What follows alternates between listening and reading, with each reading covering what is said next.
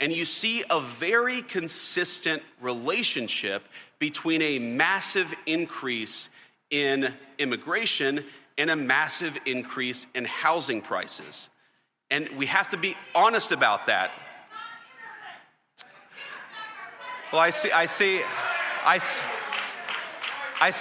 one of our nice representatives out here wants to actually, I guess, continue to flood the country with illegal immigrants, making your communities and citizens unaffordable.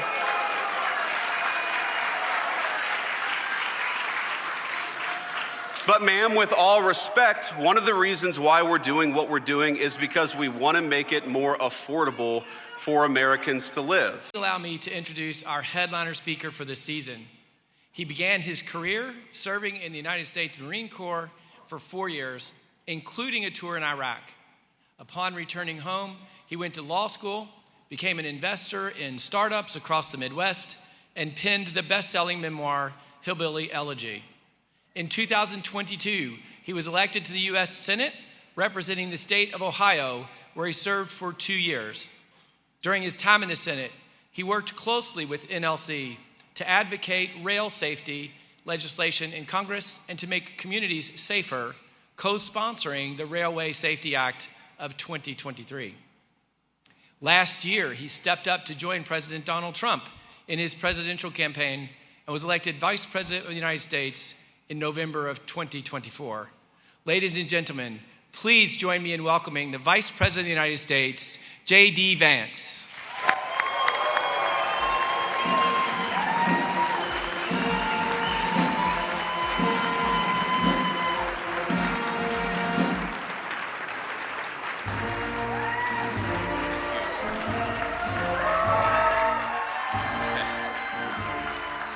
Thank you all. Thank you. Please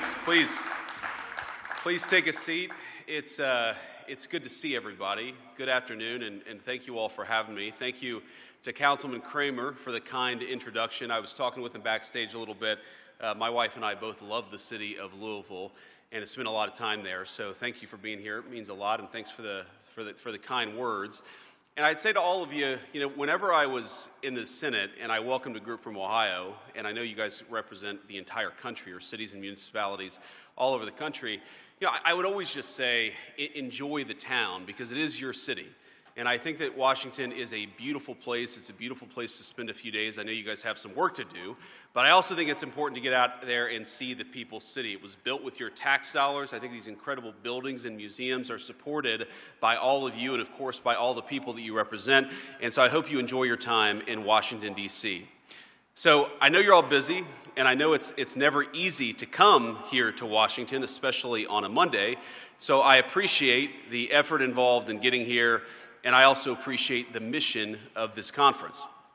The work you all do back home is extremely important. Most Americans, of course, they interact with their state and local governments far more regularly than they do their federal government, and that's the way it's supposed to be. That's the way the Constitution sets it up. We know that good government starts at the local level. So while those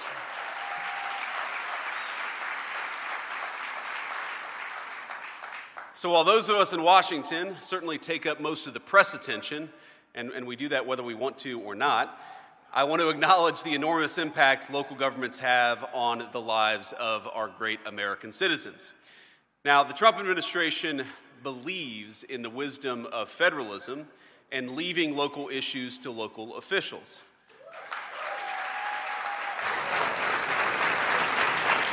But we all also recognize the importance of supporting and collaborating with all of you because so many of the issues that you deal with, of course, implicate local issues, but state issues and federal issues as well. And one area of shared interest between President Trump and I think every single person in this room is the importance of providing good housing for our citizens at a reasonable and affordable cost. And I have to say, I'm hard-pressed to think of a time in my 40 years of life where it's been so hard for normal American citizens to afford a home. Even renting a home has become a challenge, or worse yet, fallen completely out of reach for so many of our families. I was talking with a relative a couple of years ago, and she just made kind of an offhanded observation as a younger person than I am. She was looking to buy her first home and just mentioned that when her parents were growing up, they could afford a nice home on a single middle-class income. And she was sort of mentioning this as a sorrowful thing. She was sad that that wasn't true for her generation. And I think all of us in this room, certainly including me, have a little bit more work to do, I think, to make housing more affordable. And I want to talk about that because I think it's the issue where our interests in some ways are most aligned with the people in this room. You know, I read recently that the average income it takes to buy a new house is nearly 2 times the average salary of your typical American family. Not the average American worker, but the combined incomes of a husband and wife, and that's just not acceptable or sustainable in the United States of America. We want Americans to be able to afford the American dream of homeownership because we know that when people own their homes, it makes them a stakeholder. It makes them a stakeholder in their neighborhoods, in their cities, and ultimately, of course, in this country that all of us love so much. We want our citizens to feel that investment in their own country, and it's hard. It's hard to feel that investment if you feel like you can't even own a slice of it, even if that's what you want to do. Now, on a more basic level, we don't want people living paycheck to paycheck. We don't want them to make trade-offs between a trip to the grocery store and meeting next month's rent.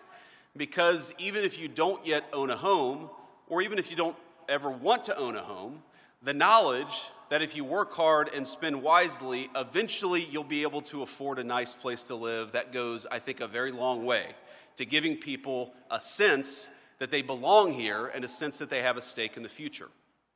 Now, there are some important reasons why that belief is dwindling among Americans today. And a lot of it, of course, comes from the historic inflation that this country has dealt with over the last 4 years. Now, under the previous administration, get a little bit political, the cost of a median price home in America more than doubled, and that was just in 4 years. And if your salary didn't keep pace with inflation and rise 20%, your buying power took even a bigger hit. And of course, if you think about this, if the price of a home doubles and the price and your actual salary doesn't double, then you're a lot worse off. And we know that most Americans did not see their salary double over the last 4 years. So it's no surprise that home sales hit a 30-year low in 2024. Now, another reason for the elevating costs comes down to zoning. And the reality, as you all know, is that zoning is an area where federal authority is actually quite limited. And I'm sure none of you want the federal government in the business of mandating how cities and towns handle local laws, and that's certainly not what we want to do either. But I would ask everyone in this room is to be good partners with us, and certainly partners with your citizens, and think about how we can improve the costs of the costs of housing for our citizens. And I think one of the ways that we're going to have to do that is by being a little bit smarter about our local zoning rules. And in particular, when I think about zoning, I can't help but think about it without, of course, the communities that I know best, which are those that I represented in the state of Ohio. And, you know, Columbus, Ohio in particular, I assume we've got some Columbus people here. And, you know, Columbus is a boom town in so many ways. I've got, you know, relatives and family members who live there, who love Columbus. It's a magnet because it's had so much economic development. But one of the things that I worry about when I look at a city like Columbus or, you know, Miami, which became a boom town during the COVID years, is the unaffordability of housing. And we've got to fix that. If we actually want these places to be magnets, not just for jobs and investment, but also the dreams of our young people, we've got to actually make it easier to build homes. And in particular, I think the city of Austin has done a pretty interesting job. Because in Austin, you saw this massive increase of people moving in. The cost of housing skyrocketed, but then Austin implemented some pretty smart policies, and that brought down the cost of housing. And it's one of the few major American cities where you see the cost of housing leveling off or even coming down. Now, the Trump administration has taken important steps to make building cheaper and to boost the supply of housing. Now, of course, it's going to take time, but this is a day one issue for our entire team from the president on down. On his first day in office, the president issued an executive order making it a priority to bring down prices for new buyers. Now, part of that will come from slashing needless regulations, which, according to some estimates, account for about 25% of a new single-family build today. We've also seen Secretary Turner, our great Secretary of Housing and Urban Development, he's working hard on this issue, cutting some of the Biden rules at HUD that hike costs and shift the decision-making from local governments to Washington, D.C. And Secretaries Burgum and Wright, and certainly Administrator Zeldin at the EPA, are putting in important work to bring down the costs of energy, which is, of course, a critical input to the cost of building a home, to say nothing, of course, of heating one and keeping its lights on. But I actually want to focus on something a little bit different, because I think this is one of the areas where what the Trump administration can do and has done is going to be one of the major drivers of bringing down the cost of housing. Now, local zoning, regulations, the cost of energy, these things are about the supply of housing. How do we get more houses out there to be built? But I think it's important to talk about the demand side of the housing market. And so much of what we're doing in the Trump administration when it comes to the immigration issue is framed about law enforcement, about reducing fentanyl coming into our communities. And that is true. That is a big part of why we're doing what we're doing at the border. But when we talk about housing and why costs are so high, we don't talk enough about demand. And one of the drivers of increased housing demand, we know, is that we've got a lot of people over the last 4 years who have come into the country illegally. And that's something we have to work on if we want to meaningfully reduce the cost of housing too. Now just think about this. If you allow 20 million people to compete with American citizens for the cost of homes, you are going to have a large and, frankly, completely preventable spike in the demand for housing. And that is what we, of course, have seen, because while we made it a little bit hard to build homes in this country over the last 4 years, we've also, unfortunately, made it way too easy for people to compete against American citizens for the precious homes that are in our country to begin with. Now, I'll say this, it's actually not just an American problem either. If you go to Canada, where because of their laws and regulations, they've seen a massive increase in the number of people who have come into their country. You go to the United Kingdom, you go across the world, and you see a very consistent relationship between a massive increase in immigration and a massive increase in housing prices. And we have to be honest about that. Well, I see one of our nice representatives out here wants to actually, I guess, continue to flood the country with illegal immigrants, making your communities and citizens unaffordable.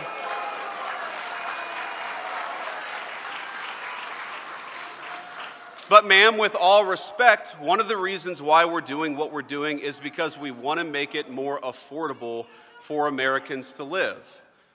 That is one of the reasons why we're doing what we're doing. Now, last week, I visited the southern border, and we decided to check in on what's going on there at the southern border.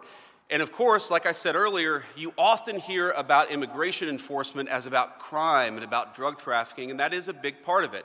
I was at Eagle Pass, and I was talking to local border control down there, and they told me that in just a matter of weeks, their small part of the border had gone from 1,500 daily encounters to less than 30. And again, that's in a matter of weeks. That's just a simple matter of common sense border enforcement. That matters. Thank you.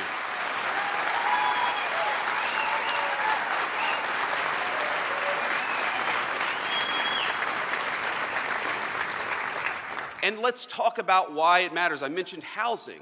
But one of the things I heard down there, I was talking to the mayor in that community, and he said it's incredibly stressful on local resources. It's stressful on their local hospitals. It's stressful on their local schools to have this massive increase. And so while, look, I recognize there's a diversity of opinions here, clearly there is, I also think it's important to be honest about those disagreements, to acknowledge those disagreements, but to say that the reason why we care about border security is because we want your communities to be safer, we want them to be more affordable, we want there to be less drugs in our country, and we want your citizens to be able to live the American dream. It is the birthright of every single one of our citizens, and we're going to fight for it every single day.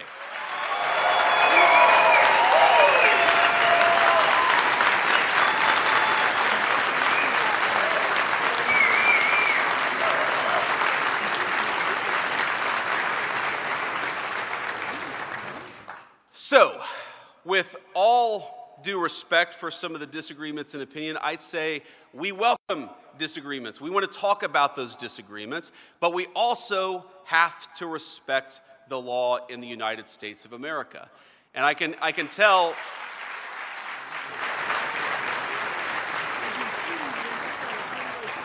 And I can tell you that, yes, of course, you're going to disagree with some of our policies. That's okay. Come and tell us when you disagree with our policies, and we'll have a conversation about it. Maybe don't shout it in front of 2,000 people. I can't even hear what you're saying, sir. But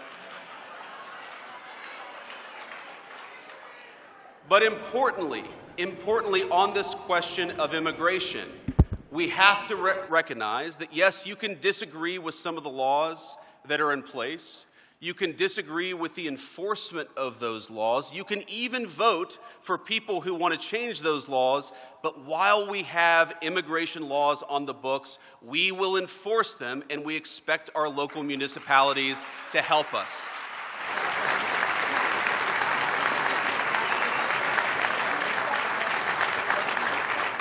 So it will be the policy of the Trump administration to enforce the nation's laws, and it will be the policy of the Trump administration to say that it is not up to local cities to choose which federal laws that they're going to enforce. It's important. We can't do immigration enforcement with sanctuary cities. We've got to have everybody respecting the law, and that is going to be one of the major policy focuses, of course, of the Trump administration, and it already has been. And I want to just say one final point about this issue of housing and of the strains that immigration and illegal immigration in particular put on our housing stock. We know from economists that blue-collar folks are often those who face the biggest cuts in wages and in services when you have communities overwhelmed by illegal immigration. I come from a blue-collar family. And I think one of the main drivers is that we need to be able to give our citizens, black, white, or whatever skin color, whatever belief system that they have, if you are an American citizen, you deserve to have a government at the local, city, and federal level that fights for the American dream for you. And we've seen...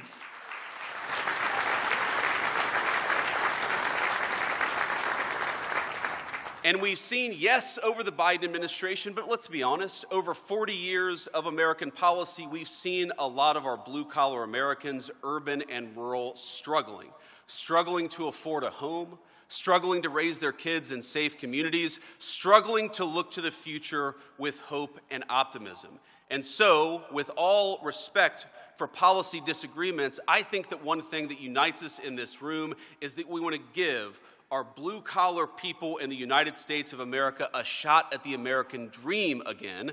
We may disagree about how exactly to do it, but let's do it together. Let's fight for our people together, and let's reinvigorate the American dream for the American citizen once again.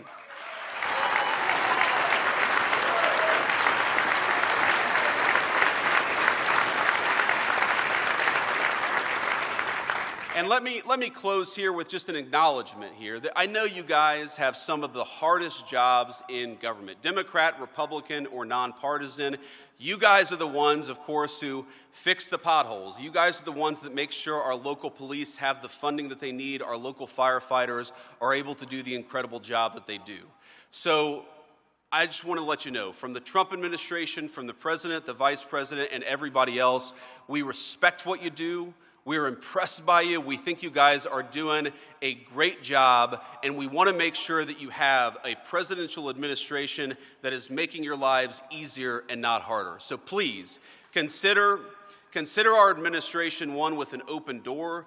Please come to us when you have issues. Even if you don't like what we're doing on the policy, you guys have got to be able to come and talk to us. So keep doing a great job. Keep doing what you're doing. Enjoy the rest of your time in Washington. God bless you guys, and thank you for doing the great job.